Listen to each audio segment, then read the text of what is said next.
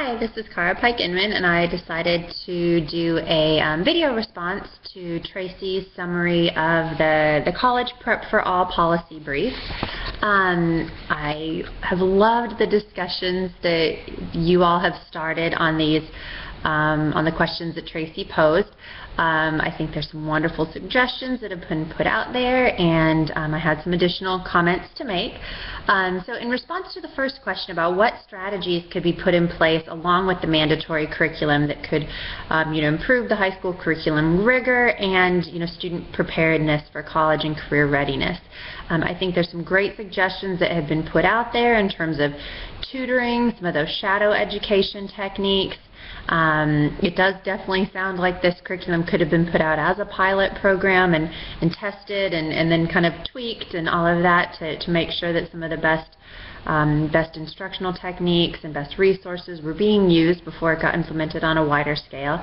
And I think there have been some great suggestions about some of the training that needs to happen for instructors, that they should have the opportunity for professional development, for collaborations in terms of how these college and career readiness skills should be taught, and that there was some great suggestions in kind of the Beyond the Rhetoric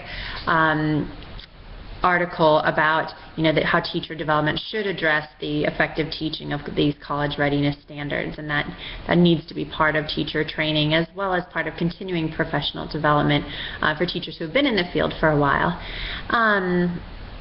The other thing that really stuck out to me is that there was no mention that I could find in either the policy briefing or the Beyond the Rhetoric article about making the education relevant for students, making it applicable, having an applied learning experience.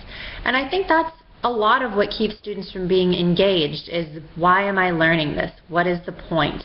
And I know for me, math was never something that particularly intrigued me, and I was always like, why do I need to learn this? Why do I need to know how to find the volume of a cone? I'll fill it with ice cream, and when it's full, I'll stop. What do I need to learn this for? And if what they're doing with these college and career readiness is they're teaching things like algebra and literature, why do I need to find X? Why do I need to know about this author and what they wrote? And trying to make these things relevant for students. Showing and realizing that maybe not all students are college bound, or at least maybe not bound for a four-year degree or something more advanced, and letting them know, hey, if you want to go into a career in some sort of carpentry or construction, you're going to need to be able to, make these kind of calculations, know how big of a floor to put in, or how many materials to order, or that kind of thing. Or even if you aren't going to go in that direction, hey, maybe someday you'll own a home, and this is why you're going to need to have those skills, or these are ways that these skills can be applied. I know at UNCW our new QEP has been all about applied learning, and I think that's so important because, learning for the sake of learning is wonderful, but learning and making it relevant and making it applicable, I think makes it so much more meaningful.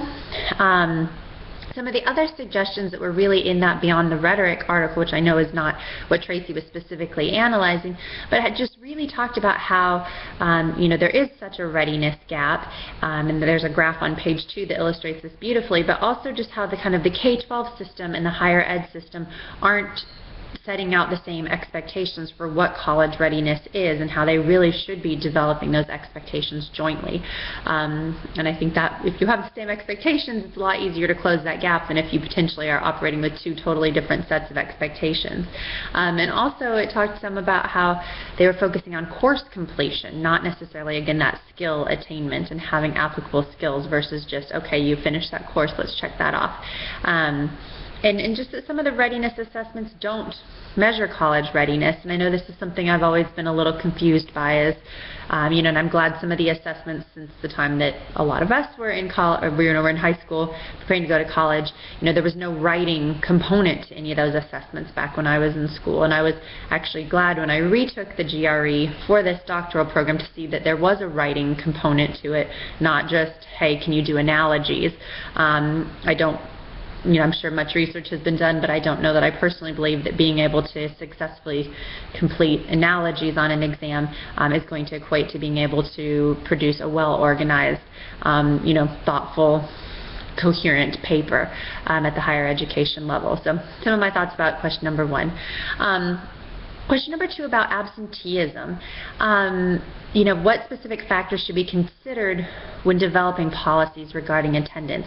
And I think there's so much to be considered. I mean, yes, the student needs to be in class to learn, but I really think that the reasons for the absenteeism should also be considered. I know I had a conversation over the 4th of July with my sister-in-law, and she was saying how they're trying to plan a family trip, but they can't plan it during school because the school that her kids attend has a very strict attendance policy. And this last year, she was hoping to take her kids to Boston when she was going to run the Boston Marathon, and was basically told that no, the kids couldn't miss school, even though they would be visiting the Old North Church and learning about Paul Revere and walking the Freedom Trail and visiting some of the historic sites in Boston. There would be a lot, again, of kind of that engaged applied learning happening because they wouldn't actually physically be sitting in the classroom. Those could not be excused absences.